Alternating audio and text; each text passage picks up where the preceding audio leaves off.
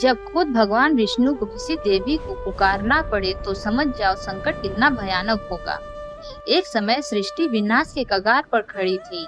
आकाश में काले बादल छाए थे, भयंकर तूफान सब कुछ नष्ट करने को तैयार था और देवता भय से कांपते हुए भगवान विष्णु के पास पहुँचे और बोले, हे प्रभु, आप हमारी रक्षा करें।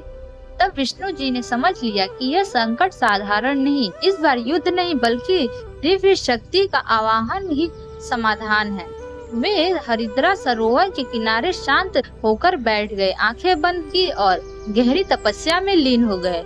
चारों ओर सन्नाटा था, केवल उनकी साधना की ऊर्जा पूरे ब्रह्मांड में गूंज रही थी और उन्होंने पुकारा, हे आदि शक्ति, इस सृष्टि की रक्षा करे। तभी अचानक वातावरण बदल गया, चारों ओर पीली दिव्य रोशनी फैल गई, जैसे समय थम गया हो और उस तेजस्वी प्रकाश से प्रकट हुई माँ बंगलामुखी पीले वस्त्र में सजी, अद्भुत आभा से घिरी, हाथ में गदा, आंखों में एक ऐसी तेज शक्ति की पूरा ब्रह्मांड थर्रा उठे।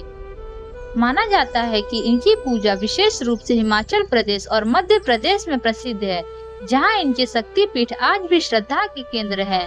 उधर तूफान और विकराल हो चुका था, लेकिन जैसे ही माँ बंगलामुखी ने अपना हाथ उठाया, अगले ही पल पूरा तूफान स्तब्ध हो गया, एकदम शांत, जैसे किसी ने समय को रोक दिया हो। और कुछ कथाओं में कहा जाता है कि उन्होंने एक असुर की जीवा पकड़कर उसकी सारी शक्ति समाप्त कर दी। उसी क्षण से इन्हें स्तब्ध शक्ति की देवी कहलाने लगी, जैसे शत्रुओं को हराने के बजाय उनकी शक्तियाँ निष्क्रिय कर देती है। उस दिन के बाद से माँ बंगलामुखी को शत्रु विनाशक, विजय की देवी माना जाने लगा।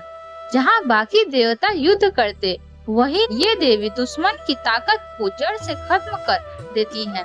शायद यही इस कथा का सबसे बड़ा संदेश है। जब जीवन में समस्याएं बहुत बढ़ जाएं, जब हर तरफ अंधेरा लगे, तब शक्ति को पुकारना चाहिए, क्योंकि सही समय पर आई दिव्य शक्ति हर संकट को नष्ट कर सकती है। जब खुद भगवान विष्णु भी एक शक्ति पुकारते हैं तो समझ जाओ कि शक्ति कितनी महान है।